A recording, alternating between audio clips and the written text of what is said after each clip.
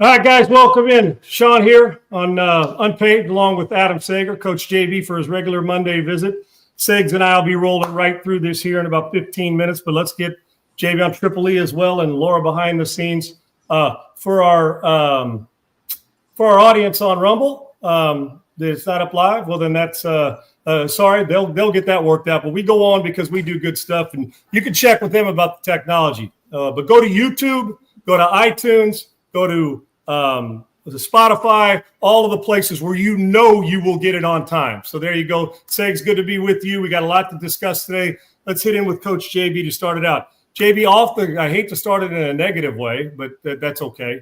A lot going on with this Mark Sanchez thing, huh? A lot of layers to it. I know you had a conversation on your stuff today, but it looks like it's going to get worse before it gets better for him. Mark Sanchez, obviously, the first story that came out was reported that he had been robbed and blah, blah, blah. Then the second story came out and he was arrested in the hospital. And now that's gone from misdemeanors to a felony.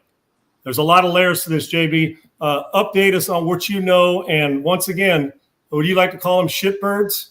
And as a Trojan, I hate to say it, I don't know the depth of this because I'm not a journalist reporter covering it.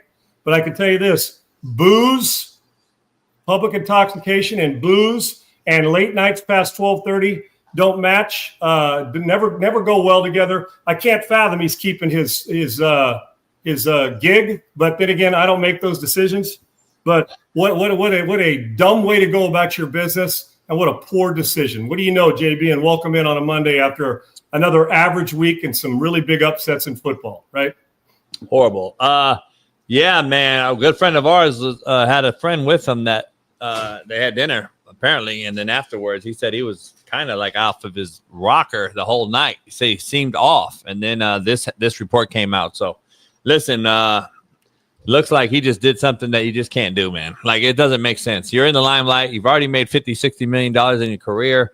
You're a big TV name and face, and now you've been hit with a level 5 felony for basically attempted murder. The 69-year-old man's gashed up pretty good. Apparently, he protected himself by stabbing Mark when he wouldn't leave him alone. And unfortunate, man, to see something like this right here from our backyard, watching him grow up and play here in SoCal. But I haven't heard a lot of great things about the man personally, the mutual friend. So it doesn't shock me either. But at the same time, goddamn, I don't get the foolishness of this. I don't. Yeah, foolishness, JB. I mean, people make mistakes, but this is not something you can't control. This is something you can control. Like I said, this is all reporting from a distance. I think we're a society that works too quick to get things first as opposed to get things right. And we didn't even get this right from the beginning. The initial reports, it was not right. But we are in it, and most of our people who do this inside, this investigation stuff are damn good at it around they really are.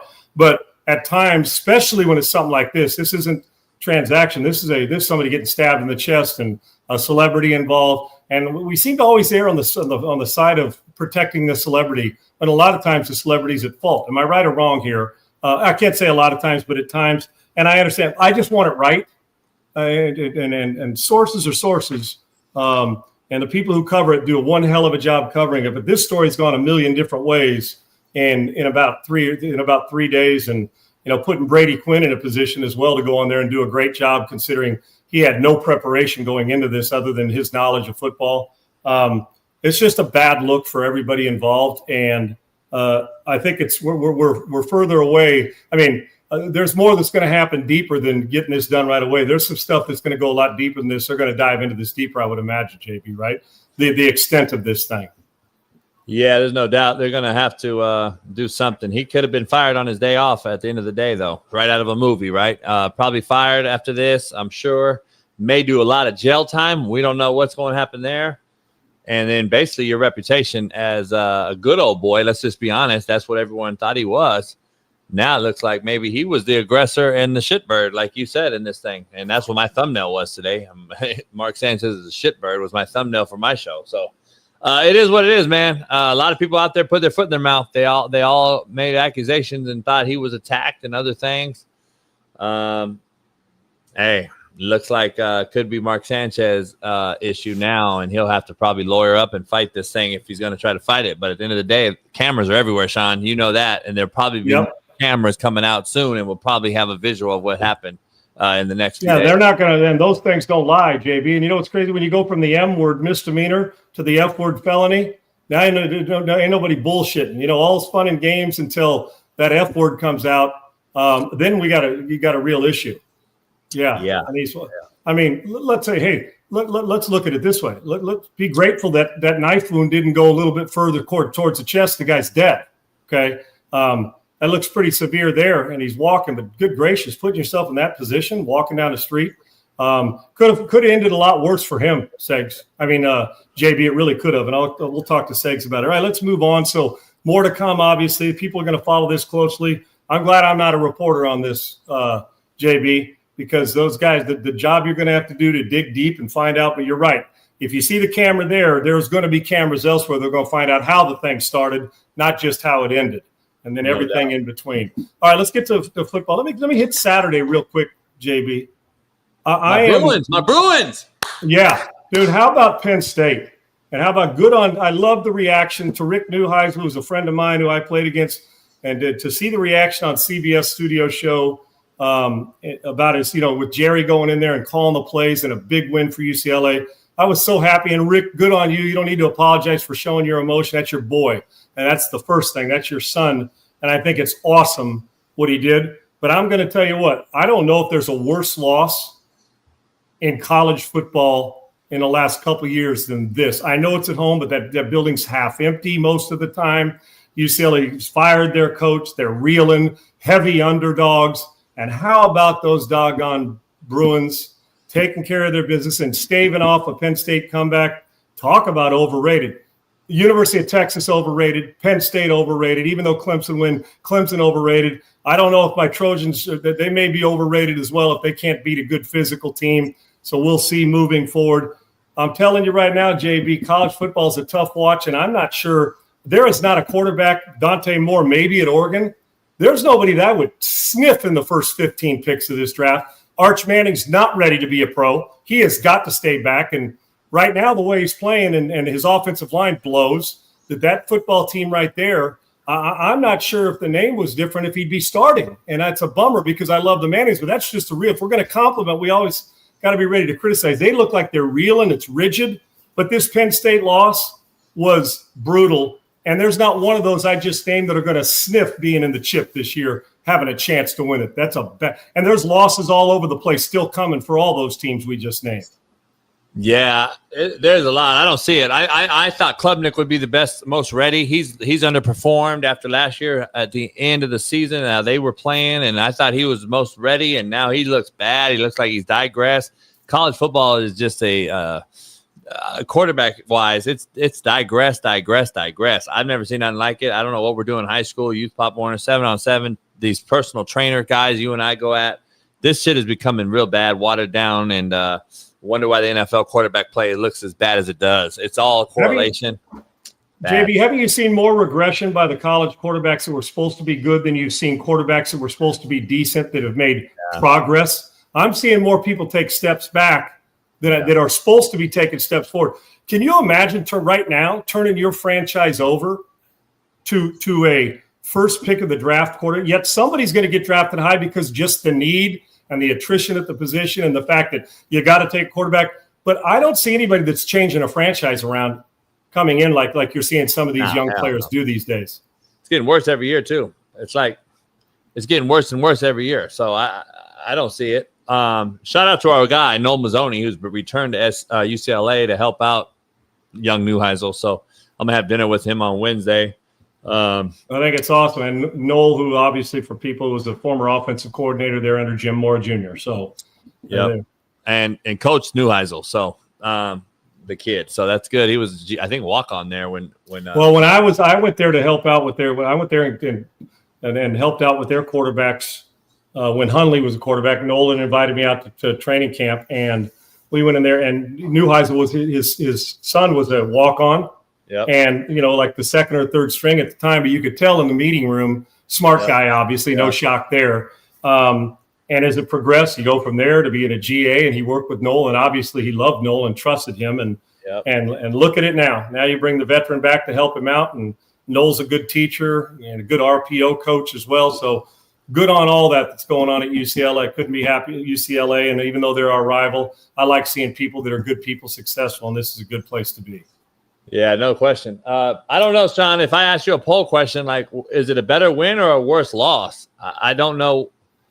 I don't know what it is. James Franklin, to me, I like James. I've known James a long time. That's a fireable offense. Can't win big games, Sigs. I mean, JB can't win big games. Yeah, and that's not even a big game. So what did he say? Okay, we lost to Oregon, so Oregon beat us twice in essence. And I be honest, like, so now he had enough talk, Sean, about losing the big teams in the top 5. So he said, screw it. I'm going to go lose to a bottom 5 team. Right. Oh, when I said big games, I meant coming out of a huge loss. Yeah. If you're judging James Franklin as a good coach, you can't judge him as a great one because he doesn't win big games. And then not to have your team ready to go on the road and play against quite frankly, I don't know if UCLA ever had the lead in the game this year until this game. I'm not sure they ever had a lead in the game. Only team all year long. Right. So here we are now with UCLA taking the win. So I think it's a worse loss. As much as I want to give all the credit to UCLA, they were at home. But for Penn State to come off the loss, to Oregon, and then get your ass kicked on a whiteout, and then to have this happen, it's a horrible loss. All right, let me switch to Sundays, JB. And by the way, Sean, not to cut you off, Penn State's D coordinator is the highest paid coordinator in college football. Yeah, well. Just so you know. Yeah, well, guess what? Maybe he needs to go in and in the back door this week to pick that paycheck up. That might not be a bad idea because I got news for you. Going in the front door or put a mask on, like a Halloween mask on, because picking up your check, you didn't earn that one, or donate it back to UCLA's NIL program because they basically stole your soul this week at the Rose Bowl. To Sunday, JB, we're going to get to X's and O's here in a second, and this is kind of X's and O's.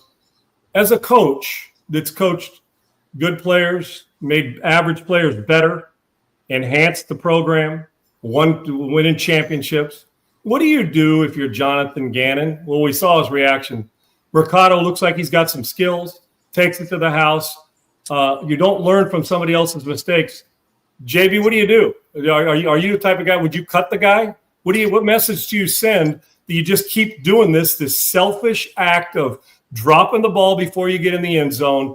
Look at me, cool. And I know the kid said, it was just a mistake. I made a mistake and I got to do better, basically. But where do we draw the line in sending a loud message or sending a silent one and allowing this to keep happening? What do you say to your team? Now, not just that team, but any team that keeps watching highlights weekly of this stuff happening. Cost this team a game. It was a big part of costing this team a game. These kids don't watch enough football. They don't watch football. And what I mean is macro level speaking, they don't watch football. Jonathan Taylor, maybe the best back in football right now, did this last year. The same thing. And he's one of the better backs in the NFL. My point is this. I'm a cut you guy to make an example because the NFL running back position in particular, and running backs in particular, whether you're in youth, Pop Warner, high school, college, or pro, are expendable. I can replace a running back. Just remember, the Colts went from Edgerrin James to Adahi, and what was the other guy's name? Joseph Adahi. Yeah, that team. They won a Super Bowl, right, with Adahi, and So like my point is, you went from Marshall Faulk to then he goes to the Rams. Edgerrin James, and guess what? You can win Super Bowls and find backs all over the place. That's why they're the shortest lived position. That's why they're the underpaid position. That's why we don't renew their contracts and we just redraft the position. This is an expendable position. It's not like a quarterback. It's not like a left tackle. It's not like a 3 technique or a pass rusher. We can find running backs all over the place, Sean. The NFL has sent that message, right? JB, they have loud. So I would have set his ass down and at least made an example because I can replace you real easy. I don't understand it, man. I do not understand for the life of me why you just can't. I hate to cuss, but it makes you want to say, hand the ball to the fucking referee. Like, I Right. don't understand it. You think CMC or Barkley or one of these guys aren't going to hand the ball to the ref, act like they've been there before? I don't get it. Like, I don't understand what the fuck are you so short for? Like, I can't remember when I played JB, like playing with Marcus Allen at SC or playing with Eric Dickerson or playing against Barry Sanders. I don't remember a time, and maybe I'm wrong, that this was even a topic of conversation because it never happened. It's such a selfish, low. How else am I supposed to look at you? Are you a dumb guy? Are you a dumb football player? Do you not understand what's going on? Are we allowing this stuff to happen on the? I can't imagine Jonathan Gannon allows it, or into the Indianapolis Colts. I just don't get. It's such a low IQ, selfish bullshit. Look at me play, and I'm so tired of trying. Well, it's just a young kid. We got to cover. No. Laying a football on the ground when it's knocked out of your hands. Yeah, that physical mistakes happen. Mental mistakes happen because you're new. And I ain't mad at Jonathan Gannon one bit there. I'm not. But that ain't a hit. That ain't a hit to like, that's not a, no. It's a fucking coaching. Yeah, yes, it's all back in the day. They grab you by the jersey. Nobody had a problem. It's nothing more than that right there, Sean. As he walks away, that hit right there is you're better than that, man. Let's go. Like that ain't even no. It's like if he would have slapped him on. I feel like he would have slapped him on the you know, some guys would go by and hit him on the arm. It's like, dude, let it go. It's not like we. He did a lot better than me. I would have hit his ass for real. I wouldn't have been like that to him with me. I'd have been like, nah, fuck, sit your ass down. Here's why, JB, why this bothers me so much is everybody else's career is in your hands when you do that. Yeah, there's people's because if I'm the owner, you know what my first thought is? Yep. Well, I don't know what the hell this guy's doing, but why are we allowing this to happen? Even though it's not Jonathan Gannon's fault. Yep. But if it's happening, you say these are those things like constant penalties. Are these guys being able to jump off sides in practice, and are they getting away with this shit in practice? And I want to have that part of me that says, I get it. I've made plenty of mistakes as a football player, but never one that would have done that. Never. Those are the controllable ones. It's such a selfish move, and it's such a. And I don't want to hear anybody say, "Well, that's just these days kids." Well, then I don't have to coach them. Then they don't have to sign them, and I don't have to be patient with it. But what happens, JB, when this goes on? You think about this. If they lose 2 or 3 in a row, and they go back and a coach gets fired and his whole staff gets fired and a couple guys get cut. You know what I'm saying? Is it gets to a point where you say, you know what? That's a loss that contributed to that other guy getting cut and along the year and us missing the playoffs and the coach getting replaced. I just don't get how this continues to happen when people say, well, he was close. Yeah. Well, you know what? Go 5 yards deep and do your nonsense. And I don't know the kid from Adam, and I'm sure he's a good kid. And he's a talented player. But when do we get to a point where why? Is this the celebration? Is we're just supposed to accept that this is how young kids do it? And you're an old head, JB, because you don't get it. Young guys watch Sports Center, and this is how they're supposed to celebrate. I think it is this low IQ, and all I can do is call you dumb. Because if this is what you're doing, you're just a dumb football player. Because you just don't get it. And you're also as selfish as could be. I don't know. And then if you dock his pay, guess what? JB try to fine him $100,000. You know what'll happen? The NFLPA will say you can't do that. See, so you can't win, and we just keep allowing this stuff. I'm with you. I'm caught in between right now. You said you'd cut him. I'm caught in between compassion and mistakes, but a self-inflicted stupid mistake, and then the old I don't care, dude. I'm tired of having compassion for stupidity and wanting to cut his ass on the spot. I'm sitting on the fence, and I don't normally sit on the fence. I just don't get it literally. And now Arizona, haven't they lost 3 straight games on a final play in the fourth quarter, whether it's a field goal kick or something? I mean, it losing to that team like that, and good on Tennessee for continuing to make smart plays, even though I mean, you got to be a little lucky. You throw a pick in the end zone, so the ball gets tipped around 74 times, and you recover it for a touchdown. I mean, stupid stuff. Crabs in a bucket. The throw from Ward to Ridley was huge at the end. What? Crabs in a bucket, right? The kid fucking fumbles like that, and then the next thing you're kicking the ball around. It's a 21-6 game with 5 minutes left, Sean. There's no excuse. Game's over. Should have been 28-6, but 21-6, and then you score. Let's just still say you score and it's 21-13 or whatever. And then, come on, man, are you shitting me? Like, you still go and boot the ball around again. You do shit trickles down in football. It just is what it is. Momentum's a real thing, and that guy fumbling, you can't tell me that that's not the shit starter. Yeah, and like I said, talented. And I know we want to be in a world of forgiveness, but when people say it, I say, well, the kid made a mistake. Well, no kidding. But it wouldn't have been a mistake if he takes it 2 yards deeper and secures the football. I don't get it. I don't get it. With Brock Purdy and Mac Jones, we haven't been able to talk since the Rams 49ers game, right, JB, since we talk on Mondays.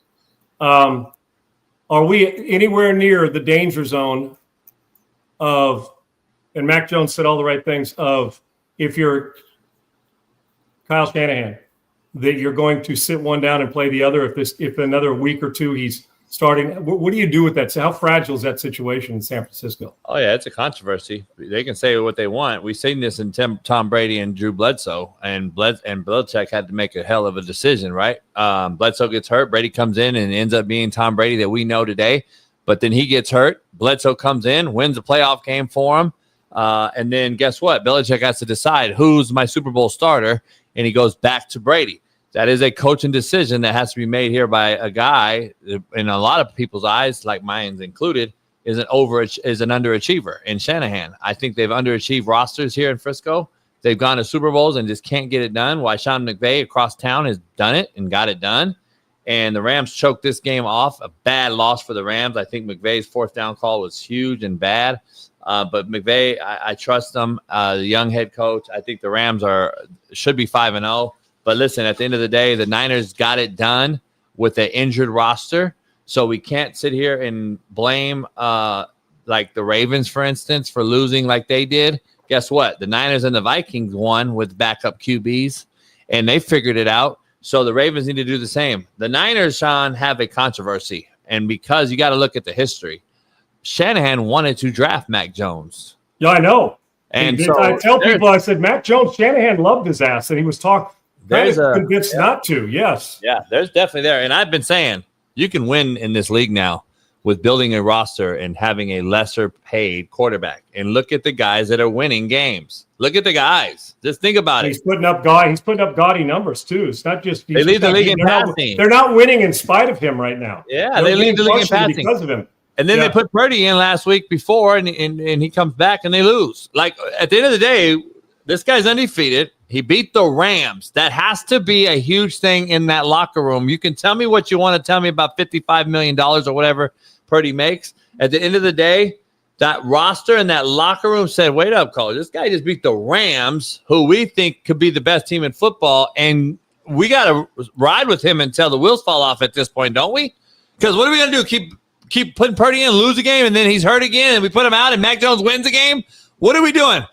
I think we overpay these guys too fast, Sean, and I think he's a bus rider, Purdy. I don't think he's a bus driver, and I just think the Niners have failed the quarterback position. I say it on my show, Sean.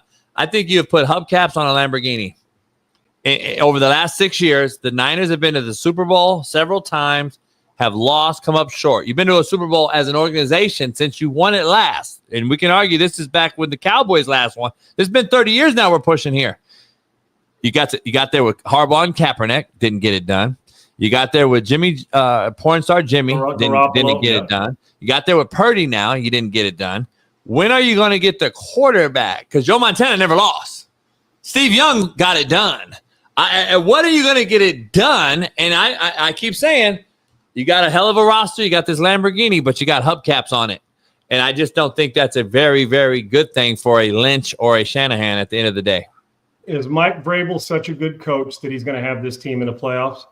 And Drake May, is Drake May elevating to a different level? Drake May is that guy. The sophomore slump's a real thing. I think a lot of guys are hitting it. Jaden Daniels, I said, will probably hit it. Bo Nix. It seems like Bo Nix and Drake May are the two best sophomore slump guys we've seen so far. They get that big win against the Philly. And then Drake May looks like a young Josh Allen. He really does. Like, he's big, physical, can make all the throws. At least he's in, and he doesn't have a lot of weapons, Sean. Look around. They got Stephon Diggs, who had a big played great yesterday.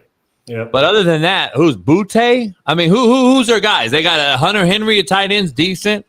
Man, Vrabel's a hell of a coach. I love him to death. I don't know why they got rid of him in Tennessee. Look at how that's working out for him. Tennessee's a bad football team. Listen, Vrabel's going to have them guys going through a wall, and he'll coach you hard and love you harder. I love what he's doing, and it looks like the best thing since the early Belichick days in New England, because they look like a Belichick team. If you look They at sure it, do. great defense, Sure do. play defense hard. They shut down the Bills last night, who we thought would score all these points, struggled to score, and then you tackle well. Look at it. You don't turn the ball over. Look at the little things they do. And then you don't really have this gaudy outside wideout core and that you spend all this money on. And you have a quarterback that you're getting away with by not having to pay.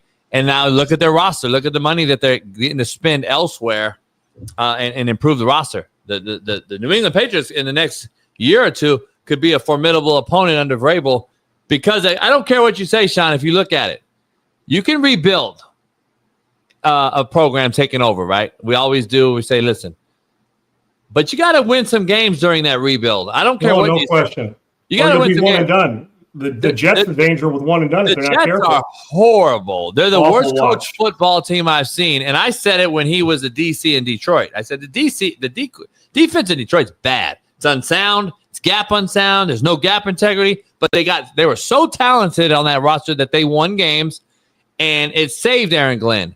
He's not ready to be no head coach. This team is bad, man. In every way possible, they are the worst coach team I've seen in a long time. I've watched the Jets a lot because my player Jermaine Johnson is their big time pass rusher, and I watch this team, Sean. The Jets are a horrible coach team. It's such a pathetic watch, which leads me to. I'm telling you, JB, I know you've been saying it for a while, but I even got to take it to another level as well. I mean, with you and echo it and stand shoulder to shoulder. There's more shitty ass football being played than there is good football. Oh. There's you got a handful that play pretty good football weekly. You got a handful in the middle that are kind of, you don't know what you're getting weekly, and then you got about, dare I say, 15 teams or more that on a regular basis are an awful watch. I've never been more bored, or I'm telling you, I'm sitting there watching them on a Sunday. It's gotten to the point where I'm saying, dude, I just got to go. I got to go work in the yard. I got to do something. At no time in my life have I been more, I guess, I don't know, appalled's the right way. It was, well, Sean, what about when you played? This had nothing to do. I'm just telling you, the overall football as a group, as a whole, the overall product I'm watching, I can never remember when it's been worse with so many teams that it's actually, I mean, hell, the Baltimore Ravens, even with backups, decided not to show up yesterday. They were humiliating. And we never, I mean, I'm talking about no pride or dignity in their own damn building, even with backups. You get paid, so you got to show up and play. I've never seen more bad football. Put it this way. It's easier to walk away and turn your TV off than it is to keep it on, because the football is pathetic in a lot of places. It's so bad. I've been saying it for years. Whitlock's finally jumped on bandwagon and even said it on his show. Like, JV's been right. He called it. Listen, I'm not patting myself on the back, but football is getting worse and worse. And I've been saying it not just in football, American sports in general. American sports are dying. I would argue they're dead. Basketball, the rules, the softness, the wokeness. Football, look what we got. Fucking Bad Bunny. This is just becoming a bad spectacle. The American sports are dying. Do you set your clock by it? Would you watch this stuff if you didn't have to talk about it? No, not at all. I don't. It's already. Let me ask you a question though, real quick. You and I growing up, and you were playing, and then I'm after you, obviously, a little bit. But growing up, let's just say in the 70s, 80s, 90s, there was one game on in your household, you and your pops or whoever, and it was the Ram game, for instance, and their local team. Are we getting spoiled and finding out how bad it is because now we got places like we can build like this and have 20 TVs, and I could have all the games on at once, and the technology. Which I do every Sunday, yes. Is that, or before you and I, we just watched the Vikings that week because that's all that was on, and we had the 10 o'clock game and the 1 o'clock, and that's the only games we got to see. Everything else was based on Sports Center or whatever, and we didn't get to watch all those games. You think we're spoiled and we're just seeing how shitty it is? Has it always been like this? I don't believe so, because we've taken the rules and stuff is set up in gimmicks and all the things that go with, all the pay and the rest. So the commitment, there's commitment to some. This isn't a blanket statement or an umbrella statement over the whole league, but the ones that are bad are really bad. JB, I think that what happened is that we now get to watch all the bad play. And so we're talking about it more. At that point in time, you say, I don't know. I only saw some highlights. I didn't get to see it all. And I can assure you, Jack Lambert's Steelers and the Raiders and the Rams and the Kansas City Chiefs back in the day, there were some bad teams, but there were still, I'm telling you, the teams that we considered good are bad. Does that make sense? We're watching just horrible football. Now, there's some good players on every team, but the overall product is to the point. It'll make you throw up in your mouth. It will absolutely make you throw up in your mouth watching the bad football that goes on. Dylan Gabriel show you anything? I saw a little accuracy and toughness. I mean, he's got to get better at mid-range, throwing the ball down the middle, in the mid-range throws and the intermediate throws. I don't think Stefanski did him any good on the final drive or two. They could put him in a bind, and they played not to lose as opposed to win. I didn't like it, but he's accurate, and I don't know how he's going to be, but they made the right decision. He should be the starting quarterback. Mediocrity is the new excellence, though. That's what I'm saying. We're talking about it was an average performance, but it was good for a rookie on the road against Brian Flores, but it wasn't great. They got beat, and they couldn't close it out, but we're still complimenting because we're like, damn, what we've seen in the past there has just not been good. I mean, we got guys throwing for 100 yards like fucking Jackson Dart last week, and we're saying that's the best rookie performance we've seen, and blah blah blah. I'm like, God dang! You saw how quickly the NFL could turn on you when you lay the ball down on the ground. If you're the Giants, you get beat by a horrible Saints team. You got it actually looked like a better team against the Giants. Little boy hands. Yeah. So you Dylan Gabriel starting next week. Oh yeah. What do you do? It's not a Velociraptor, is what it is. What do you do if you're Cleveland? Just you got to start him, right? He's the guy right now. Yeah, I mean, what do you do there? Like Stefanski's basically dug his own grave. Unfortunately, you got a management and organization that went and spent all their money on a guy that hasn't played really at all. And Deshaun Watson, like, this is a bad ran organization, man. I'll be honest. Them and the Bengals got to be one of the worst two, right? Like those two both. I mean, things are going to start to explode. I'm telling you, players are going to start to. It's getting close, man. They're going to lose. Look at that. Since 1999, they have 41 starting quarterbacks. I thought he did some good things considering the circumstances, but they got to get better at pushing the ball down the field a little bit because they were not good. They had the game dead to rights, but they gave Carson Wentz a great throw and catch down the stretch, and Minnesota's a better team. All right, the Indianapolis Colts, are they a Super Bowl contender in the AFC? Truthfully, they could be, man. I'm not telling you. Are they that good? They could be. Their defense is legit. Danny Dimes, who I've been a proponent of forever, and people always, I'm like, all right, well, look at him now when he's around competence. I don't know. Is it more on him or is it an indictment on Brian Dable, who we love? Like, but I'm gonna be honest, man. I know he's he's a young part of he's part of a young Josh Allen's development in Buffalo. He gets the job. He takes Danny Dimes to the playoffs in New York, wins a playoff game on the road against Minnesota just a short few years ago. But ever since then, the Giants have been a horrible organization, right there with the Jets. And then Danny Dimes leaves and has been better. Is it an indictment on Brian Dable, or is it New York Giants, or is it Danny Dimes needed to get around some decent wideouts, a running game again? So it's funny how you take away a guy's running back like Saquon and out New York, and the quarterback goes to shit, isn't it? And then you add him to Jalen Hurts, and he looks good, isn't it? It's funny how that works. You get him with Jonathan Taylor, and look how good he looks. So I'm just saying, they're serious. They're a real team. And like I said, I think Daniel Jones is comeback player of the year. I said it before the season. He looks like he is. He could have damn near he may be the MVP if this keeps MVP. Yeah. And Sam Darnold, another guy, I said you screwed up in Minnesota getting rid of him. He looks great. Shootout last night against Tampa. If the ball doesn't hit the guy's helmet, he's trying to throw it in the ground. It kicks off the helmet, and then Baker does what Baker does, man. He does a phenomenal job of getting his team in position to win. I love his energy.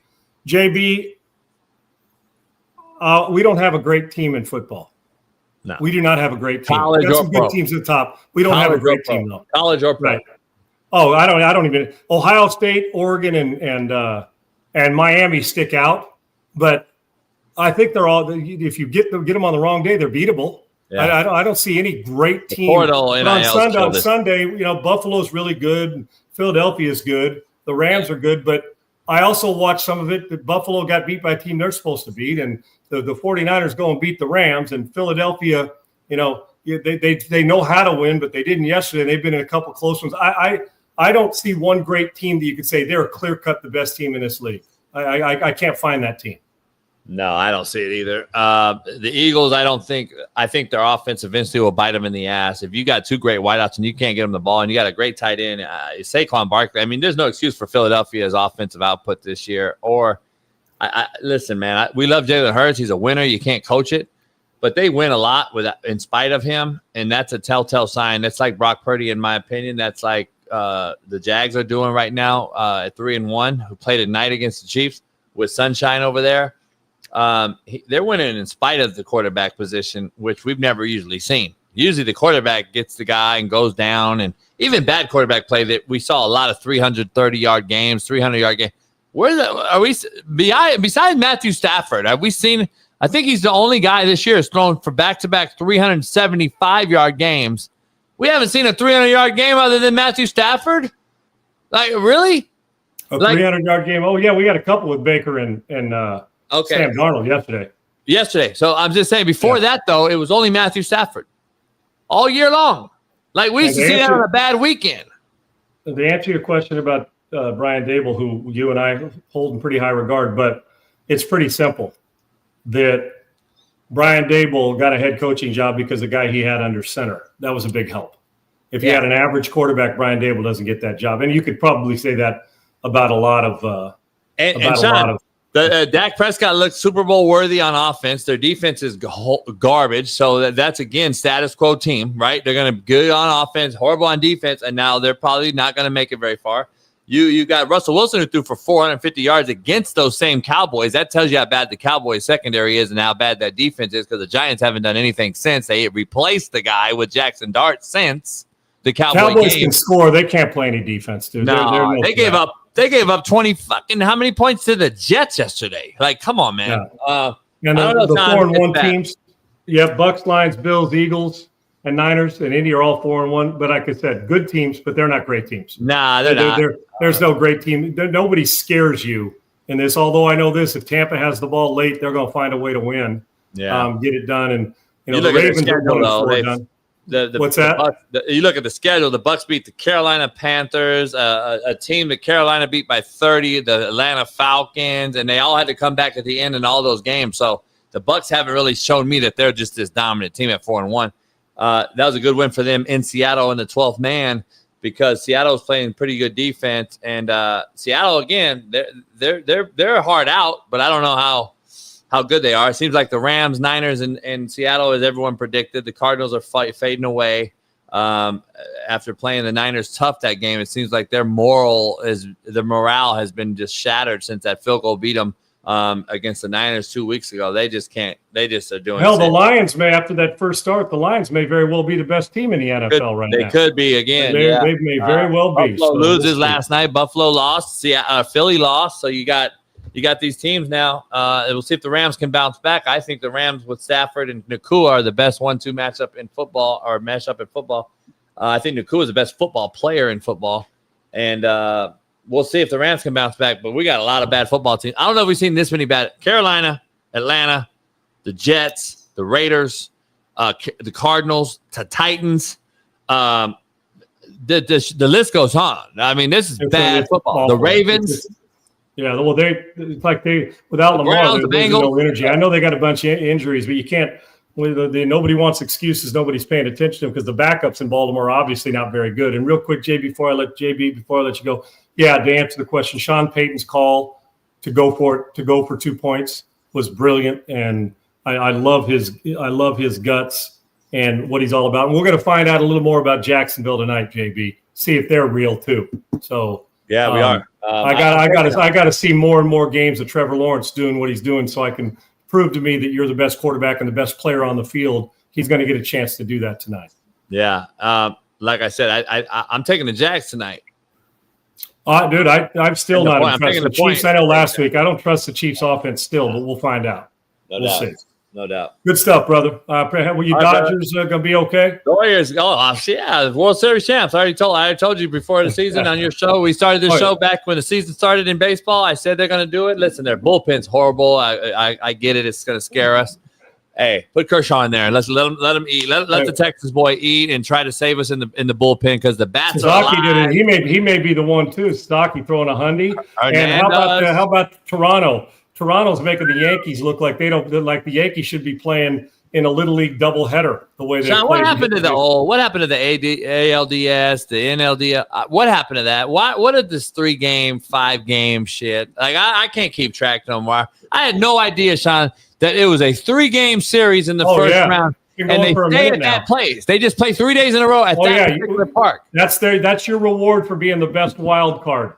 What are we doing? You get to stay for 3 games instead of go 1-1 and 1. Oh, we don't want to travel. Now we get 5-game series in this, and then you get then you'll get 7-game series in the ALCS and NLCS, and then 7 games in the World Series. And I think Sasaki is going to be the closer for the Dodgers moving forward, at least the rest of this. You ramp it up 100. He's got more than one pitch, and he looks like he brought it. Kershaw, setup guy now. I got to get an inning because he's cagey and you got to send him out right, and hopefully for his sake. I like Kershaw versus 3 batters. I like. Kershaw there's no doubt in a matchup situation, no question about it. With those bats. In the American League, Toronto's raking now. Boy, are they raking! Listen, I told you last week that the Yankees finished the season 9-1, the Dodgers finished the season 8-2, and I said, they're going to play each other again. Yankees ain't seeing that. Yankees are not touching Toronto, that. boy. Toronto. But he's talking about a can of whoop ass. And then I'm telling you what, the Dodgers also, the Brewers is going to be very different. And they've been the best all year long, at least right at the top. They've been consistent. So is Toronto. So we'll see. JB, great stuff, brother. We'll see you. See you Monday. We'll see you next Monday. I'll talk to you this week, man. Hang in there. All right, brother. Appreciate it. Before we bring Segs in, guys, let me tell you about be clear about cryptocurrency, okay? It's no longer just emerging. It is here. Listen, 5 years ago, I wasn't even thinking about crypto. Then 3 years, and I'm like, what is this? And then you start to run into, I kind of like this. Crypto.com is all I'm going to tell you. Well, that's kind of what I'm going to tell you. The latest move cements what we're talking about, that crypto is here to stay. And it's in a big way, and that is the reality. Trump Media just linked and inked a massive $6.4 billion deal with Yorkville Acquisition Corporation and Crypto.com. That's CRYPTO, Crypto.com. And Crypto, the platform trusted by millions of users worldwide. And the acquisition, again, Trump Media, $6.4 billion deal with Yorkville Acquisition Corp and Crypto.com. And Crypto is the platform trusted by millions. You guys know this. This is kind of repetitive, but it's repetitive in a good way to remind you of what you need to be a part of. They're teaming up to scoop up $6.4 billion in CRO, the powerhouse taken that fuels fast, low-fee DeFi staking rewards, the real-world perks like cashback on your spends to establish America's first CRO treasury, Trump Media Group CRO strategy. When it's done, this new company will be the biggest publicly traded CRO holder out there. Want in on the action? Head to Crypto.com today. That's Crypto.com. Let's make crypto great again. Amen. For more information on the proposed business combinations and the acquisition, check out Yorkville Acquisition Corp's public filings. And it'll be all right there. $6.4 billion. President Trump believes in it, obviously, and he believes in crypto. He believes in Crypto.com. Go check it out today and make crypto great again. It is here to stay, and it's dominant. Crypto.com. When you say $6.4 billion, they ain't playing. Crypto.com, that's Crypto.com. All right, Segs, come on in, brother. Welcome in, and good to see you on a Monday. And I know you're listening to what JB had to say. My man, I know people, you're hyperbolic. I literally was sitting out and watching my TVs yesterday, and at halftime of a couple of the games, it's a hard watch. The NFL has become a hard watch. If you said you don't get to watch the NFL or college forever, and you and I've talked about it, it's a no-brainer. I'm sticking to Saturdays, not Sunday. And I know there's some good teams. It's not everybody. It's not fair because we got some really good pieces. But the whole puzzle of the NFL, it's just not good. It is just not a good product right now. And I'm trying to figure out why. Coach, player, are we letting things slack? Is it too casual? Are we watered down? Is the quarterback play poor? It has been in some places, but it's been really good in others. And then week to week, some guy's capable of throwing 455 and getting benched. Another guy can throw for 100 and win. And then you get the Josh Allen's who's so good, and Drake May beats him. And Lamar's having a great season, but when he's not there, Baltimore sucks ass. They're not any good at all. Then Mac Jones replaces Brock Purdy, and it looks like Brock Purdy did when he replaced and got the starting job there. And I mean, and the one guy who's been constant in all this, Matthew Stafford, continues to put up numbers. So Jalen Hurts is a winner. But what happens if they had 3 injuries on offense? So Segs, we got Jordan Love looks like a player, but then they get beat by Cleveland 13-10. You see what I'm saying? It's just the constant battle. And it's not just quarterback play. Stupid penalties, defenses that are getting mauled, offenses that seem to be behind. I mean, the Bengals can't play a lick, and we thought Browning would be a guy to hold over. But Segs, welcome in, man. I just my frustration, I guess, with watching, maybe it's the fact that we're so tuned into it that we're being a little too nitpicky, but I don't think so. And dropping balls before you get in the end zone, we're getting to the point borderline ridiculous. It's so bad. Like yesterday, so I wake up, my boys had a football game. So we're there, they're playing, and we come home, get home about 1-ish Central Time, maybe a little 1:15 or so. Games are getting close to halftime, and we sit down, and I put on, I don't even remember what game it was, and we're watching, and my boys are looking up at the corner to see the scores as they're coming through, and I hadn't looked at anything because I was driving and doing all this stuff. And it was just one score after another. My son's just like, geez, look what Houston's doing to Baltimore. Geez, look what Dallas is doing to the Jets. Geez, look what, and it was like blowout. And even the close games were all just bad played games. There wasn't one game in the early part of the day that you looked at and you were like, oh, this is a really good game. I mean, the Eagles game, Broncos wasn't great. I mean, nobody was great in that game. I thought it looked like 2 mediocre teams that had good defenses playing each other. That's what that game felt like to me. And that's supposed to be some of the class of the league right there. Yes. So, and it's just, and I keep going back to it, and we've talked about this multiple times.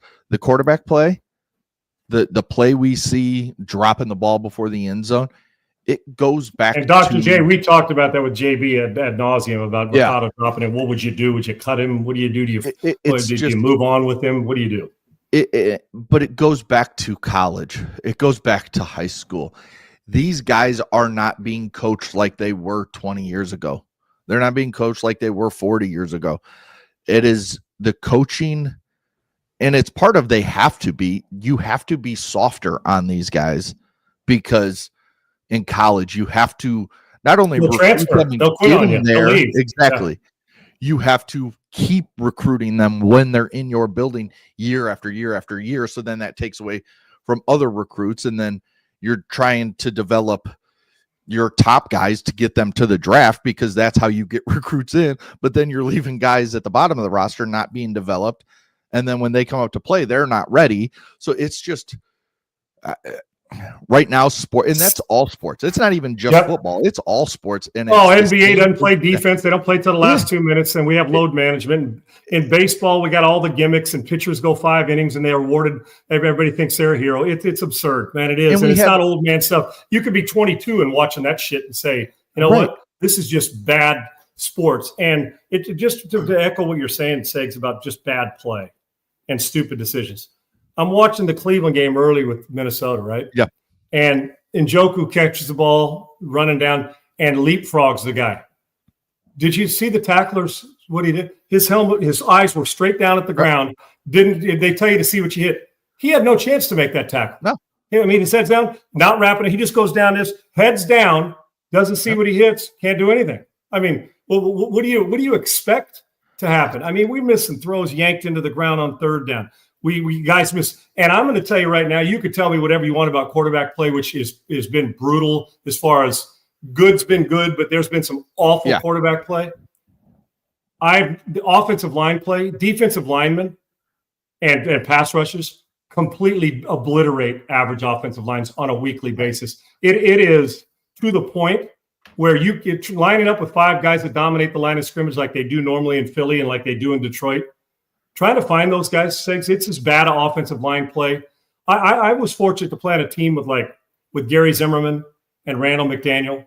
I was in college with Roy Foster and Don Mospar and Bruce Matthews, all first-round picks. And you know what? I'm just telling you, those guys, some of the guys I see now wouldn't make a roster that are starting and playing and making $15 million a year. Well, they just wouldn't. Mike says it there. I mean, you can't practice. You can't have pads on anymore in practice. So what are the offensive linemen? Can't practice 2 days in a row in camp. Right. And camp short. Yes. It's ridiculous. Those offensive linemen, that's the ones who are getting really screwed and everything, is the fact that because now we have 7-on-7. What's that not have? Offensive linemen. These guys are not getting the same amount of reps that, high school, like when I was in high school, 3 practices a day, offensive linemen they're going at it, with defensive linemen. It's a watered down game that has been over pussified so much in every facet, not even just practices, but in games. I mean, did you see the call? I think it was, now I'm going to blank, but the quarterback hit that it was Cam Jordan hit Jackson Dart, just hits him from behind. And we call roughing the passer. It's just, this type of shit can't continue if we want. And I'm also going to put it not just on the players and the coaches, also the media and the fans, because Caleb Williams, just go look at his stat. I mean, guys, I think I just pulled him up. He's thrown 8 interceptions in his first 21 games. He's got almost 30 touchdowns. The amount of quarterbacks picked number 1 that have done that are 0, because it's just him. And it's just, but yet you look at the media, Caleb Williams sucks. Caleb Williams is trash. You look at Drake May. They don't Drake like him May's because been trash until yesterday. Right. And now Drake everybody May's loves been a him. good football player. Right. Oh, And no doubt. You look at Baker, you look at Sam Darnold. These are guys that we just don't give quarterbacks any time to develop. If you're not good in a year and a half, you're out. I don't care where you're drafted, you're out. Especially if you're drafted in the first round, you get a year. If you're Dylan Gabriel, you get 4 games. If you're not Anthony good. Richardson's never going to see that job again in Indianapolis if Jones stays healthy. He'll never sniff it. And if he he's not played well. Right. And he hasn't played well, and he's been really bad. But like Darnold, we saw the talent he had at USC. We saw the talent that Baker Mayfield had, yet they go to these shitty teams with guys that don't know how to coach them. And then when they're bad, we just push them away, and then it takes them a little bit of time, and then boom, they find it. And it's both of those guys, the combination, 7 or 8 teams between the two have quit on them. Yeah. Hell, they were on the Panthers together at one time. Yes. And think about this. And I know you like J.J. McCarthy, and so do I, but he's still basically a rookie, right? And hurt. Think about this. Kevin McCarthy turns Darnold's career around, and Darnold plays well. Even for $30 million for a 1-year of franchising, they were willing to let the guy go, who's having another phenomenal year in Seattle, to play a guy. And Daniel Jones, remember, folks, Daniel Jones ended up the second half of the year being the backup in Minnesota. And Kevin knows football, but they let both of those guys go. Both are having, I'm not going to say MVP. Daniel Jones having an MVP year, and Darnold's playing out of his mind, threw 4 more touchdowns yesterday. And Baker Mayfield, who was quit on in Cleveland, he didn't get really to look with the Rams, and Carolina, and Darnold in San Francisco, and in Carolina, and in New York, and in Minnesota. Darnold's on his 15th, and he's down 30. But they passed on that to go to a rookie who's in his second year, who is going to be a good player, who didn't throw a lot at Michigan, but didn't play a snap, and you just decided to clear house and bring in a guy who's been a 6-team journeyman in Carson Wentz, who actually made some great throws yesterday to help them win against a good Cleveland defense. Dude, it's beyond nonsense and nuts, the stuff that I'm watching every week on football and decisions that are made. And you are 100% correct. And I'm just going to tell you, it ain't going to get any better, because the longer we go, NFLPA is going to continue to limit training camps.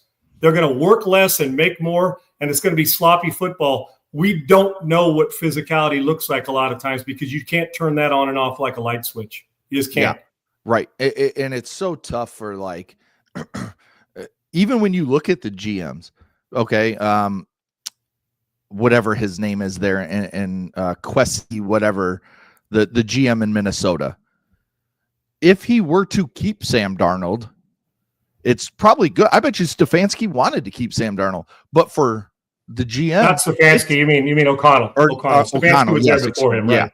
Yeah. He probably wanted to keep Sam Darnold, but the GM has to say, I just took a guy, whatever, JJ McCarthy went 10th, 11th, whatever it was in the draft.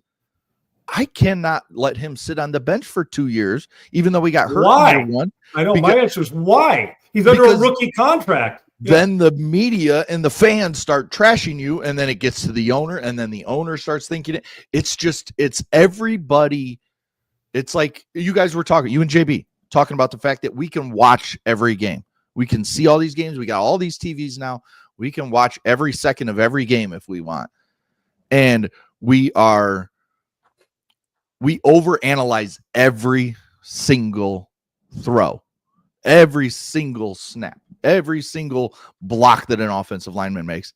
And sometimes that's not good because GMs, owners, coaches, everybody hears the outside noise. You can say we don't listen to it at all. Everybody hears it, and it gets in your head, and it gets in your GM's head, and then eventually it'll get in your owner's head. And then your owner who doesn't know shit about football, they start poking their nose in, and then it's fucking done. Can you imagine if Mahomes, you're the Cleveland Browns? Can you imagine if Mahomes hadn't had the success he's had with the Super Bowls, just judging from their offense the last year and a little till last week? Honestly, during the regular season, I'm not talking about how they get to the Super Bowl. During the regular season, do you realize that people would have said you got to get rid of him? He's not our offensive. I'm just talking about the offense, because 170 yards here, just the fly. But people would be saying, "Well, we haven't won a Super Bowl. What's wrong? How come the guy's not throwing for 350?" Right. Yet, obviously, he's one of the greatest of all time. But just from looking at their offense with the impatience we have, people would be questioning. I mean, we're ready. Arch is people want to bench, and he hasn't been playing well anyway. I mean, anyway. But what I'm saying, at every level, the impatience we have. And I'm just thinking about, look at when Josh Allen came in. Oh, he's inaccurate. He's going to suck. Remember? Inaccurate at Wyoming. Gets the right coach, does the right thing. Now he's awesome. Darnold and Baker Mayfield can't play. Well, they're both. Think about how many guys that couldn't play. Oh, you can't draft Jalen Hurts. Well, he's a Super Bowl winner and he's good. Yep. Oh, Baker Mayfield, Sam Darnold can't play. Daniel Jones can't play. Oh, what's Jordan Love doing, man? Jordan Love's backing up. Why'd you draft him in the first place? He had Aaron Rodgers. And look, I mean, it is crazy how the expectations we have, and if somebody puts up one big stat game, you better throw for 250 to 300 every week with the way the rules are set up. You better. So the choices we make every week, and the incredible lack of patience we have with anything. Now, some play their way right out of it because they suck. Okay, right. I mean, that's not fair. I know it's hard, but some play their way right out of it because they consistently are inconsistent, which makes them. Which we use the word suck, which is a little bit harsh, but. I mean, Zach Wilson, are they ever going to see the field again? No. And consistent. Look what he had a chance, and now our thought process about him is you can never fix him.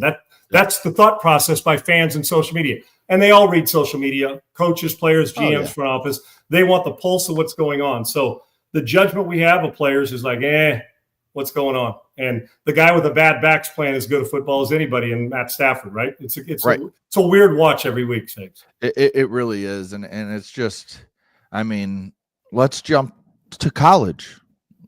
Florida, you called it. You had Florida winning the game against Texas, and they dominated Texas for the most part. I know it ended up an 8-point game, but that game wasn't as close as the score. Right, and Arch Manning did not look good. I mean, there's plenty of Texas fans on Twitter that'll tell you he's not the problem. And some of it's not him. That offensive line struggles, that the wide receivers dropping passes, but he's also a big part of the problem he holds on to the ball so long. What happened to him being this great runner? I mean, that's all he was used when Quinn Ewers was there. And now he doesn't do any of that. It's just, and Florida, you said the defense was getting better, and the Yeah, defense and they were was physically better. awesome. Well, they physically and they dominated their offense run game over the that vaunted Texas defense who was supposed to shut them down here. Listen, and sometimes it pains you to say stuff that you got to say because you love the family, Right. and you believe in it. And I love the Mannings. I do. I do. But just as quickly as the truth is, we've never had a quarterback, and I can remember, with this much expectation when he came out of a Christian school in high school in Louisiana. Right. Elway was high publicized coming out of high school, Granada Hills to Stanford. But once he got to Stanford, we weren't talking about him like how talented he was, but the expectations still were not like they were on Arch Manning. And we had a little more patience then as well.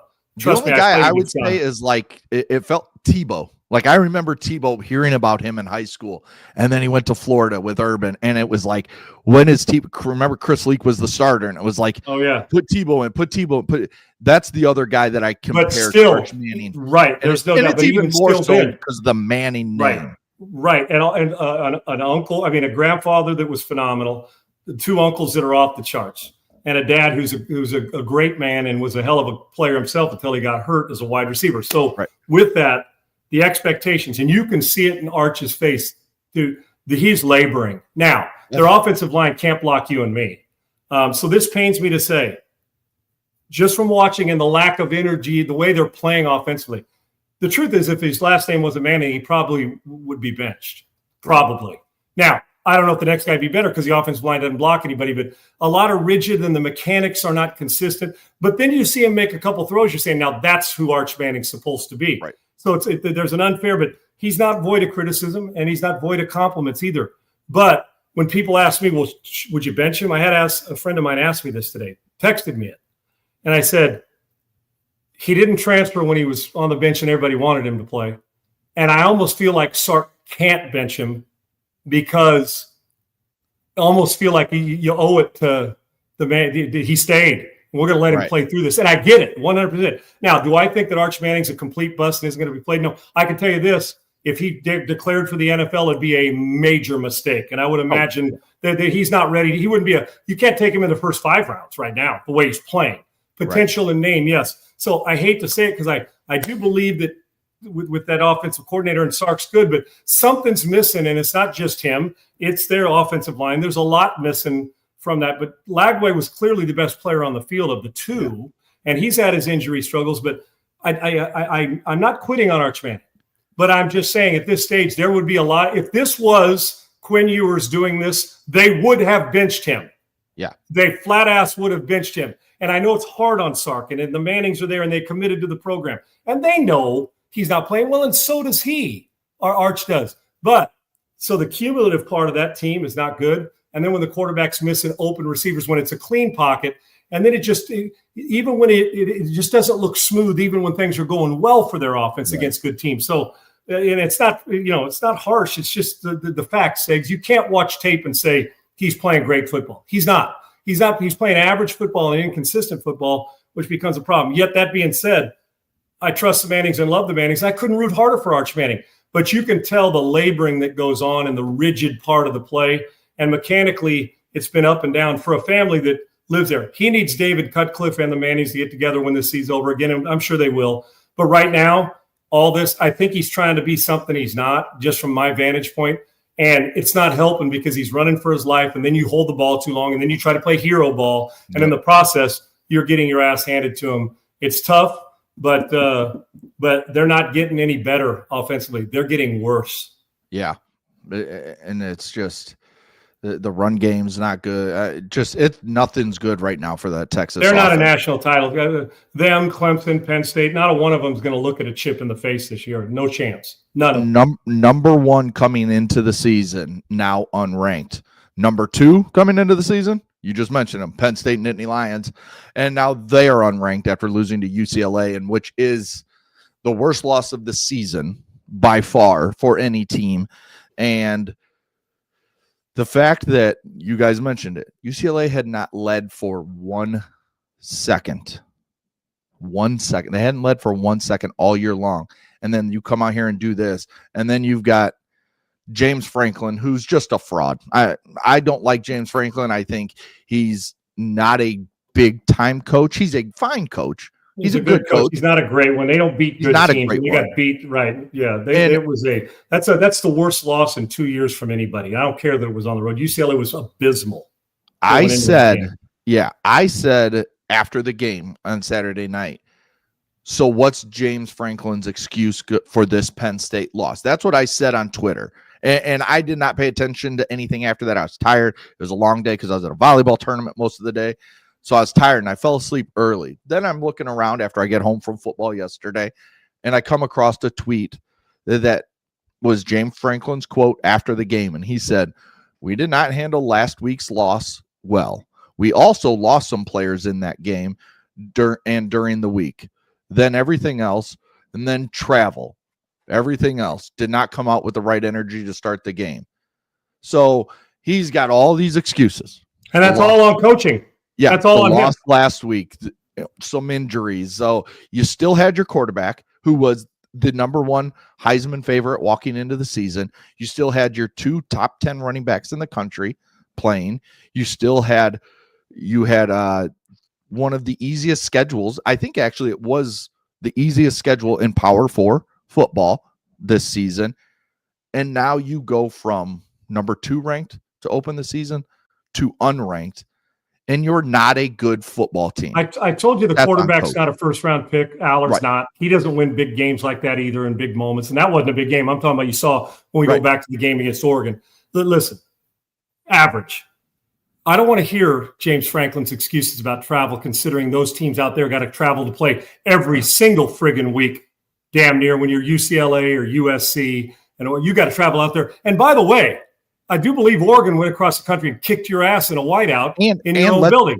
Let's remember, when you go to Penn State, you got to stay almost an hour away because there's nothing for visiting teams. Happy Valley. It's like an hour trip in after you get there. You got to drive from whichever, if Pittsburgh or Philadelphia, whichever one's close. Underachieve. Yeah, it's just James Franklin does the same thing. Making. Yes, every year, every single year, he makes excuses. Oh, I don't want to make excuses, but we got guys that are injured. Well, get along. Everybody's injured, and you're playing against a team. Quite frankly, it was a JV team for the most part. The way UCLA's played this year, and you went in there and got beat. The excuses, travel. I don't want to hear. So Oregon's. What was the excuse they made coming into your building? Nothing. And the truth is, the truth is, the way UCLA's team is right now, and they're not very good, dude. They have been awful. And this is a great win. I couldn't be more happy for them, even though they're a rival of my Trojans, because I like the way they did it. Noel Mazzoni, and I like the new Heisel family, is that you probably should be good enough to have like 6 guys on each side that were hurt and still beat them with your backups. That's the depth. I'm talking about depth-wise of their team. That's not saying the UCLA didn't have good players, but the whole, they've had to change coaches. They got an interim, all that stuff. You should have been able to have some injuries at key positions and still gone out there and won. Oh, yeah, they fought back, resilient, great. Oh, you gave effort? Everybody gives effort. The excuses of travel, and whose job is it to make sure his team doesn't take the ass whooping they took from Oregon into the next game? It's James Franklin's job. Yes. And guess what? He didn't do it, which tells me, well, do you have some players that aren't buying in? Did they check out on you? Or did they think UCLA, like everybody else, that thought this was going to be a cakewalk, you're going to win by 40? It wasn't. You gave up 40 plus with that great defense and with a high-powered offense, and you had to fight your way back to even make it close because you were getting your ass handed to you in the first half like no other. Yeah, and JB mentioned it. You paid, I think it was either $2.3 or $2.8 million to Jim Knowles to come in, and we've seen him struggle in big games at Ohio State over the past few years. You bring him in, and what does UCLA do to you? They run the ball 52 times for 280 yards and 3 touchdowns against your top of the country defense. Penn State's losing against Eggs at least once. Yes. Now, I'm going to tell you another thing. It's one thing to get beat by a finesse team that just, like we see in the past, like Texas. I'm talking about in the past. Texas Tech's actually pretty damn good right now. I mean, they would have in boat raced an undefeated University of Houston team. But that being said, is when you get beat by a finesse team, sometimes a guy gets a lucky knockout because in a UFC fight or a heavyweight fight, right, when he's the underdog. Yeah. There's nothing that takes your soul away more than they line up and they tell you where they're going to run it 50 plus times run. That's body blows to the point where they just took your soul and buried it 6 feet under. The question is, how are you getting it back? And It is a tribute to the UCLA players to play through all that in respect and stave off that comeback and to go win a game when, half the building isn't really filled up. People think you're kind of a joke. And then to have Neuheisel call a really good game offensively. And I was just really impressed with the way UCLA did that. And Penn State just falls into the category of overpaid underachiever. They really did, and in big games. And I love the program, but James Franklin doesn't elevate him to another level. And another level is Dan Lanning. Yeah. Another level is what you can criticize Ryan Day all you want. Well, Shawnee gets good players. So does Penn State. So does Oregon. Yep. The Ryan Day, when questioned, took him. Jim Harbaugh took him to another level. Listen, I just there's something going on. They're not winning. One more loss, and you can't. After that loss, Segs, they got no shot right now. Penn State may not get there anyway. Let alone get back. Maybe they'll creep their way back in the top 25 and hang around. But they're far from it. And the University of hell, let Texas play Penn State. Let's find out who's worse right now. Right. Yeah. I mean, UCLA may not win 2 more games this year. And it's going to be a struggle, buddy. Beat up. Unless this catapults them confidence-wise. But there was how many teams? It's like the Jets not having a turnover yet in their first 5 games. That you didn't lead a game the first 5 weeks of the season. Mm-hmm. Equivalent college to the NFL. Good on UCLA, and that's coming from a USC Trojan. What else is on your mind for me, Segs? Just when we look at the baseball playoffs, we'll end on this. We've seen some great games. You guys talked about it. The Blue Jays beaten up offensively on that Yankees pitching. It's been rough for the Yankees going so far. Brewers look good in their opener against the Cubs. They'll play again today. Just thoughts so far on the first few games we've seen of the division series in the MLB playoffs. And that Detroit-Seattle series is going to be a tough one. That's going to be locked up. That'll be a back and forth series all series. Good pitching. I'm actually shocked at how bad the Yankees are getting. They fought back. Well, you know what? Can't do moral victories. You're down 2-0 against a team that hit in everything you throw at them. I'm talking about everything, and it's up and down the lineup. And they're playing long ball. Listen, this is the most confidence they've had since they became the in vogue team 5, 6, 7, 8. Remember, Segs, everybody keep picking them for the World Series. Yep. They come up short. Springer had a revitalized season this year, and they're doing this without Bichette, who's not on the roster right now. So this team has been pretty impressive, and they're playing. One thing is to have confidence, and then another thing to go show it. And this is the equivalent of what they're doing to the Yankees, of what when somebody's hanging 40 a week in college football on somebody and beating them by 30. That's the equivalent of what they're doing to the Yankees. What, they've scored 23 runs in 2 game Segs? Yep. Is that what isn't giving up 8? And the Yankees had to fight back to get 7 of them yesterday, and they got beat 10-1 in the first game. So they're bludgeoning them. And for my money, the way Toronto and the Brewers are playing consistently over the course of 162 games, they were the 2 best teams consistently this year. But we saw the Mariners run a late run, and that I love the way those 2 teams go. That's going to be a 5-game fist fight, in my opinion. I don't know how the Yankees come back and win 3 in a row, Segs. I don't see it happening. And I'll tell you what, the Dodgers and the Phillies, that's still going to be a great series. It just is. I think, Segs, I don't know about you. I think that there's still more meat on that bone. Yes, I do, definitely. But I don't see much meat on the bone with the Yankees and the Toronto series. I just don't see how the Yankees can overcome 3 straight with the way. If Toronto's winning 2-1 and you're getting some late bloop single to win, but the way they're hitting, I don't know how you're getting anybody out. Now, Schlittler, I think, is going in game 3, if I'm not mistaken. Yeah, he's going to have to give a same clinching performance like he did against the Red Sox for that for him to get out of that. And that's going to be tough to do against Toronto because they're it's Carlos Rodon. Oh, okay, Rodon. Then Schlittler is game 4 if they get to it. There you go. Okay. Rodon versus Bieber. There you go. You go. It'll be interesting. I will say for that Dodgers-Phillies series, Phillies can't screw around tonight. They got to go out and win. You can't go down. Oh, there's no question. Losing both at home. If you get beat tonight, that's going to be the tough road to hoe going across the country. Now, they've got a lot of – that team's one of those that could be down 2-0, and their confidence still thinks they're up 2-0. But I don't think you're getting that. Listen, the other team you're playing is way too good in both of the Yankees series and the Dodgers series, for you to get down 2-0 and think that you're going to go muster up 3 in a row, especially when you got beat. At least the Yankees took their losses in Toronto, right? They took their loss in Toronto. Now, but the Philadelphia getting beat at home and if you're down 2-0, you can forget it. They're not winning 3 straight in Dodger. Well, at least 2 in Dodger Stadium before you have to go home for a game 5.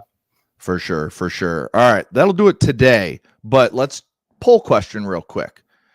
Which college football team has been the biggest disappointment this season? We got 4 options for you. Penn State and James Franklin. We just talked about you lose to UCLA. The Texas Longhorns lose to Florida. We've got Clemson, who won this weekend, but they beat up Fool's gold, brother. Fool's gold. They beat up on the 4th option of our poll, and that's Bill Belichick's North Carolina Tar Heels. The only reason anybody gave Carolina any love is because Bill. Yeah. I mean, they have 70 new players. I mean, let's face it, 70 new players. That's hard to get continuity early on. They're just a bad football team, and they don't have many good players yet. Now we'll see how long Bill sticks this out. Clemson, high underachiever, and they won, but that is I think that's fool's gold. Tennessee and Penn State, I think the record tells you who they are, and when they've gotten beat, they've gotten hammered, and the score, like we said, wasn't as close. The Florida-Texas game. I'm going to go Texas because I thought they were better than Penn State anyway going in. But the only advantage is that Penn State had a veteran quarterback that came back that was supposed to be the guy to take them where they wanted to go, and Arch was getting all the pressure his first start. I'm going to say Texas, probably slightly over Penn State, but part of me, what I saw at UCLA tends to tell me that maybe it's Penn State, but you can pick one and I'll take the other. And right now, I don't have 2 feet to stand on when it comes to saying these are both championship caliber teams. Man, did we have them high. 3 teams that were supposed to be in the final 12 are 3 teams that should really struggle to get in because there's losses on all their schedules the rest of the way, I think, between Clemson and Clemson probably has a better chance to run the table than any of them because of the conference they're in. But between Penn State and Texas, you can forget it, man. I don't see either one of them running the table. Yeah, it's just, for me, it's Texas. I think it's pretty clearly Texas. I thought Texas, and maybe I overthought the whole Arch Manning thing. Maybe I just thought he would walk in and be good. Yeah. But I just don't, and I'd never trust James Franklin. Never have, never will. I will never trust that Penn State team as long as James Franklin is leading them. And I trust Sark. I did. I do. I trust Sark. They lost a bunch of offensive linemen, which is really – if you're not physical in the SEC offensively, you're in a bad way, brother, because the defenses will destroy you. I'm going to tell you what, the Miami Hurricanes, Oregon Ducks, Ohio State Buckeyes right now, that's about as good as it gets right now with all 3 of them. And I was impressed again with Miami. It's a good football team, man. Really is. And they're physical. Let's not forget the game of the weekend, this coming weekend. Trojans, Wolverines. I think at 2:30. Can we just? Are you guys going to run it like 400 times on us? Yeah. Right. Yeah. Great. Yeah, because our fucking wide receivers don't catch the ball. Bryce Underwood. Quick rant. Bryce Underwood is so damn good. You watch that kid, you just see it. You can watch, and you watch all high football IQ too. Yes.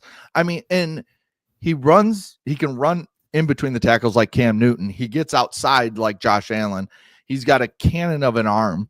And he's hitting these receivers, I mean, just dead in the hands, and they're just dropping them. You know, I bet he's got 25 drops this year on him. It's a high school All-American quarterback who's got a bunch of freshman wide receiver, and they can't catch it. Yeah. And that's my only thing with him, though. The one thing, the next level is experience, playing more. Right. But to learn how to layer and touch, throwing checkdowns 100 is going to get you in trouble. He just needs to learn, but their job's to catch it. But once he starts to learn that everything doesn't have to be you're fat, right. You don't have to wear out your arm throwing 100 every pitch. He's going to get better. But good gracious, is he skilled? And I have a hunch Michigan might run it 50 times against my team to test them, the Trojans. Yet I'm not. I don't know yet about the Trojans' defense just yet. Right? Saying they were tested really last time, and they got mauled by. Now good running and good quarterback. It concerns me because I know what Michigan's going to do, and you and I both do. The question is, can we match it on the other side, protect our quarterback? the jury's out for me. And still, is SC's defense physical enough to handle the Big Ten teams that play downhill? And this will not be an easy one again, playing against your team. It concerns me. Yes. Yeah, we'll break that down later in the week because it's our biggest game of the year because it's us two and it's our teams. And yeah, I can't wait to see it, Six. But I'm confident, but I'm not arrogant when it comes to. Well, I think we could score, but the question is time of possession, maybe 40-20 or whatever it is, which concerns me in this one too. Justice Haynes has arguably been the best back in America to start this season. So and then you start keying on him, and your quarterback can do a lot of damage on the perimeter and big plays out of play action. He just needs, once he learns a little bit of touch, which he'll get some feel, he'll get an idea. But they lay the ball there are too many balls that are caught and dropped by them that they're going to have to against a team that has a quarterback that's playing well on the other side as well. Yes, Mayhav is a fantastic talent, and he's a guy that I think, when all said and done, he could be a high draft pick in the NFL draft because of just what we're seeing. That West Coast with him and Dante Moore, I think those guys are, I want to say, two of the best quarterbacks we have in the country. If you just judge it by performance this year, they're two of the best we have in the country right now. Yes, so, no doubt. Definitely two teams to watch, but we'll be back tomorrow. I want to get into this Mark Sanchez thing tomorrow. I'm kind of waiting to see what more information. Get it right. Don't get it first, Six. That's what I'm waiting on. I agree. Had the felony report come out this morning right before the show. So I want to see what more comes out today on that. We'll talk more NFL. I want to talk more about the fact that we don't have an elite team. I think that it's just a lot of average football with some really, really bad football at the bottom. Yeah, I'm with you, Detroit. And again, go back to the quarterback conversation we had. Jared Goff was a bust. He was, even though he went to a Super Bowl, he was a bust. And they had to trade him. And they got Matt Stafford for him. And now Stafford's better. Both teams got something good in that. They did. Yes. It's rare that both teams win in a trade, especially at that position. Yes. Both teams won in a trade at that position. Yeah. They just did. It was good for both teams to move on from their current situations, and it's paid off. A little better for the Rams because they won the Super Bowl, and I know Detroit has those aspirations. And last thing I want to talk about tomorrow, we had the discussion late last week. I think it was Thursday, about what coaches should be fired in college football. I threw out Luke Fickell. I threw out Deion Sanders. We talked about, is Dabo in trouble? Is Billy Napier, who now probably not that much in trouble, getting that big win over Texas? And then we have all the openings. Tomorrow, there's another guy that I think we have to talk about. It's due to on the field and off the field bullshit that he continues to pull along with someone else very close to him. Okay, and I'll give you one in the NFL that I'm shocked he made it through the day. Okay. And that's in Miami. We'll discuss him as well. Yes. How about that one? Yeah. How about, I'm shocked he made it through the day. I'll just leave it at that. We could have done a 7-hour show today with everything we had. Yeah. And it's just, there is so much going on in sports, and we didn't even really hit on the Major League Baseball playoffs a lot. So it's and we got hockey starting. That's preseason's going. And NBA is getting ready to kick off. College basketball is getting ready to kick off. We got a lot of stuff coming in the next few months that I think it just continues to get better. Right. Promise me as we go that this week or tonight that we won't see a guy drop the ball before he gets in the end zone. Can I please? I can't promise ask you players to stop. I can't either, and that's that my head will explode. It will literally explode if that happens. I can't take it. Anyway, good stuff, brother. If it happens tonight, tomorrow's show leading off is going to be fireworks. If it happens again, I mean, it's becoming a fireable offense. It just is. It is. It is. You cut on the spot. I don't care who you are. Yeah. I don't care who you are. And then I also want to talk about the Eagles. If Josh Allen does it, you might want to do it, but he wouldn't do it. Right. He wouldn't do it. That's the IQ. The IQ. Football IQ is the most important thing in the game right now, and it seems like we're struggling in that across the board. The problem is teams and players right now, a lot of them don't have it, and it's a problem. All right, we'll be back tomorrow 12. Go vote on the poll question at Unpaved on Rumble. You can follow Sean at Sean Unfiltered, me at Adam G. Sager. Thanks to Coach JB for joining us as he does every Monday. Thanks to Triple E. Thanks to Laura. Again, we got a lot to talk about tomorrow. We'll get right into it right at noon Central. We'll talk to you guys tomorrow. Peace.